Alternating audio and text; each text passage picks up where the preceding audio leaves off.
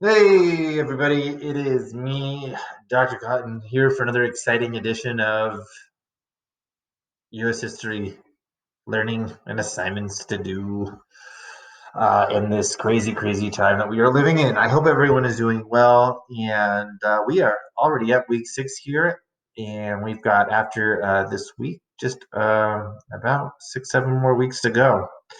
So, keep plugging along, even though I'm sure some of you are feeling that fatigue, you're getting a little antsy, a little like, I just want to go back to normal life. And I feel you, I understand. I do as well. So let me just real quick go over your assignments for this week. So we are on coronavirus week 6 here. So let's click on that. Your assignment. My little watermelon shirt here. So this week you're gonna have 3 assignments. You're gonna have 2 IXL assignments and then 1 project, kind of not project, but 1 bigger assignment. And that's why you only have the 3. So you have the 2 IXL from the antebellum period. You can do number 2, comparing the North and South, and number 3, antebellum reform movements. Please, please, please do these. Do the IXL before you do the assignment number 3, please. Okay.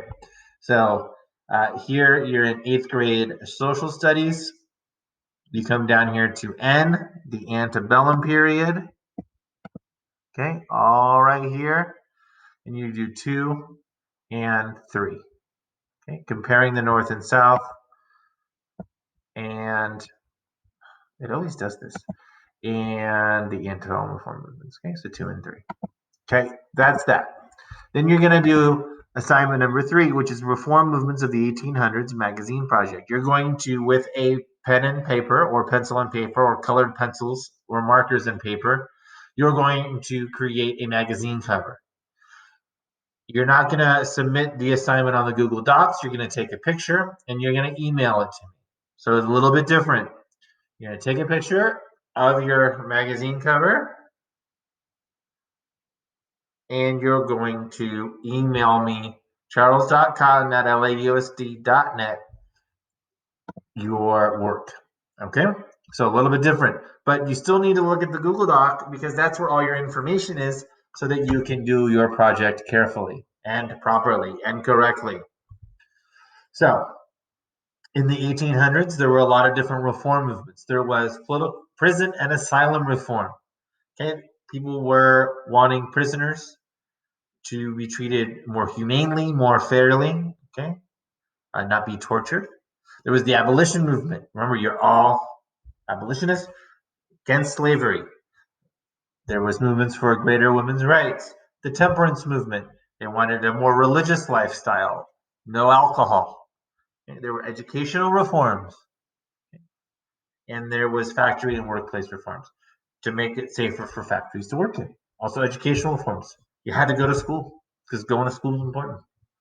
So you're going to choose one of those 6, not all 6. You're going to choose one, and that is going to be the topic of your magazine cover.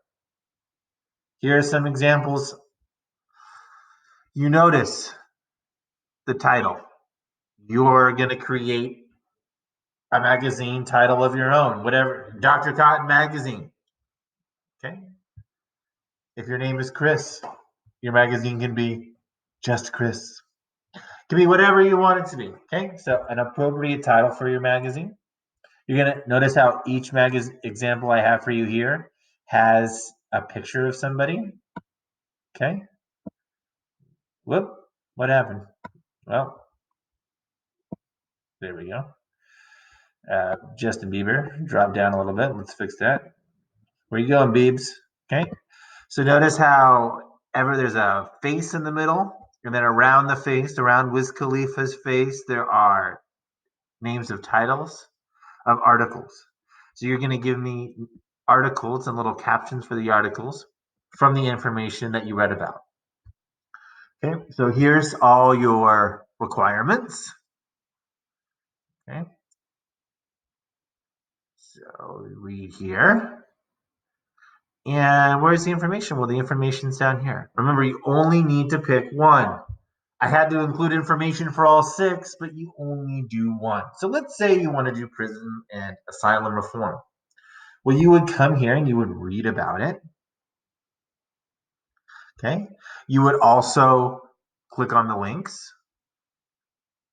and you would look at the questions. You do not have to answer the questions. The questions are there to help you think, to help get more information, to draw the information out of you so that you can have things to put on your magazine cover.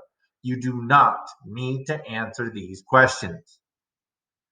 And then there's also a second, every topic has a second document. That's a primary source. So if you were looking at prison and asylum reform, you would look at these 2 documents. From these 2 documents, you would then create your magazine cover. Now, Dr. Cotton, for prison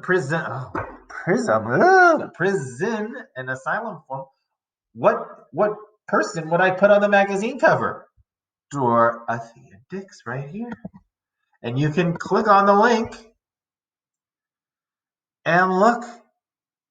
It takes us to a web page, and there's a picture of her. And you could draw this picture as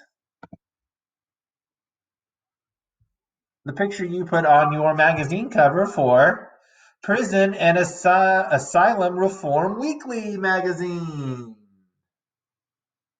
Okay. So that could be the picture. And then you could do an article on reform. You could do an article on reform for the mentally ill. You could do a biographical article on Dorothea. You could do an article here from pick something from the uh, primary document. Okay. So you can also look at the information from the links. What information does it have here? There's other information too. Okay. So that's something else that you can look at. All right. So again, here's all this information all right here. Look at the info, look at the links. Remember, you don't have to answer the questions.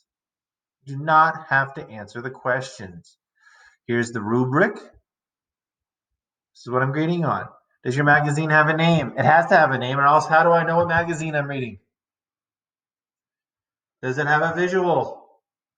Is there a picture of a head, of a person? Yes. Find somebody that is related to the topic you are discussing. Do you have titles of articles? Do you have solutions to those reforms? Okay. Is it creative?